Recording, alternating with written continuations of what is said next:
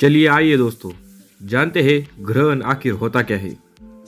दोस्तों, ग्रहण के मुख्यतः दो भाग किए जाते हैं, एक सूर्य ग्रहण और एक चंद्र ग्रहण। दोस्तों, दोनों ग्रहण के बारे में हम आज बात करने वाले हैं। एक आध्यात्मिक कारण की बात करेंगे कि ग्रहण क्यों लगता है, जो हमारे हिंदू धर्म के पौराणिक कथा में लिखा गया है, और दूसरा जो कि साइंटिफिक कारण होगा, जो कि विज्ञान मानता है इस वजह से ग्रहण होता है। दोनों के विषय में आज हम इस वीडियो में चर्चा करेंगे। हिंदू धर्म के ऐसे ही पौराणिक कथा और शास्त्र जानने के लिए सबसे पहले आप हमारे YouTube चैनल को सब्सक्राइब अवश्य कीजिए दोस्तों, क्योंकि सब्सक्राइब करने से आने वाली वीडियो आपको सबसे पहले मिलेंगी और हिंदू धर्म के ज्ञान में आपके बढ़ोतरी अवश्य होगी दोस्तों। तो चलिए दोस्तों, शुरू करते हैं बिना किसी देरी के।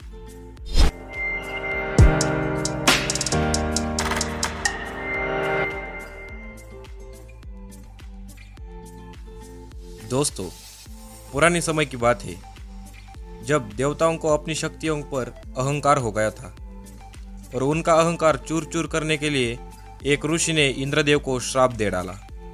और वह श्राप ऐसा था कि देवताओं, तुम्हारी सारी शक्तियां क्षीण हो जाएंगी, तुम श्रीहीन हो जाओगे। इसका मतलब देवताओं का सारा वैभव चला जाएगा और स्वर्ग पर कायम के लिए अंधेरा बना रहेगा। इसका फायदा उठाकर सारे राक्षसों ने मिलकर स्वर्ग पर अपना आधिपत्य जमाने के लिए स्वर्ग पर आक्रमण कर दिया। और देवताओं के पास वैभव और उनकी शक्ति न होने के कारण देवता वो युद्ध हार गए और हारे हुए देवता अपनी जान बचाकर भागकर वैकुंठ चले गए, जहां भगवान विष्णु शेष नाग के ऊपर बैठे हुए थे। देवताओं ने हुई सारी हकीकत भगवान विष्णु को बताई। उसके बाद भगवान विष्णु ने कहा, अब इस पर एक ही उपाय है। आपकी शक्ति वापस लाने के लिए आपको अमृत पान करना पड़ेगा और आपको अमर बनना पड़ेगा। इसलिए समुद्र मंथन की आवश्यकता है। समुद्र मंथन यानी कि भगवान विष्णु ने कूर्मा अवतार लेकर अपने ऊपर एक पर्वत रखा और उसके साप लिपटा दिया उस पर्वत को, और एक साइड से राक्षस खींचने लगे तो दूसरी साइड से देव खींचने लगे। राक्षसों को यह बता दिया गया था कि समुद्र मंथन के बाद अमृत निकलेगा और अमृत हम आधा आधा देवों में और आधा राक्षसों में बांट देंगे। इस वजह से राक्षस भी समुद्र मंथन के लिए तैयार हो चुके थे। जैसा जैसा समुद्र मंथन आगे बढ़ा, वैसा वैसा समुद्र मंथन से 18 रत्न प्राप्त हुए, यानी कि अलग अलग प्रकार की 18 दिव्य वस्तुएं प्राप्त हुई, और सबसे अंत में आया अमृत। लेकिन भगवान विष्णु नहीं चाहते कि राक्षस भी अमृत पान करे और राक्षस भी अमर हो जाए। इसलिए भगवान विष्णु ने मोहिनी का अवतार धारण कर सभी राक्षसों को भयभीत करना चालू कर दिया। उनका ध्यान अमृत पर से हटाना चालू कर दिया, और हुआ भी ऐसा ही। सभी राक्षस मोहिनी के रूप को देखकर मोहित हो गए और वे सब मोहिनी के पीछे दौड़ने लगे, और किसी का भी ध्यान उस अमृत पर नहीं था। तभी भगवान विष्णु ने हर एक देव को लाइन में खड़ा कर दिया और हर एक को अमृत पान करना शुरू कर दिया, जिससे कि देव अमर हो जाते। लेकिन एक राक्षस था राहु नाम का। उसने यह सब देख लिया कि देवता चुपचाप अमृत पान कर रहे हैं, तो उसने भी अपना रूप देवताओं जैसा बना लिया और देवताओं के लाइन में जाकर खड़ा हो गया। खड़ा होने के बाद जैसे जैसे भगवान विष्णु हर एक देव को अमृत पिला रहे थे, वैसे ही उन्होंने राहु को भी अमृत पिला दिया। लेकिन यह सब सूर्य और चंद्र ने देख लिया था। इसके कारणवश सूर्य और चंद्र ने यह सभी हुई हकीकत भगवान विष्णु को बता दी कि यह राहु है, यह कोई देव नहीं, यह राक्षस है, और इसने अब अमृत पान कर लिया है। क्रोध में आकर भगवान विष्णु ने अपना सुदर्शन चक्र निकाला और राहु के 2 टुकड़े कर दिए।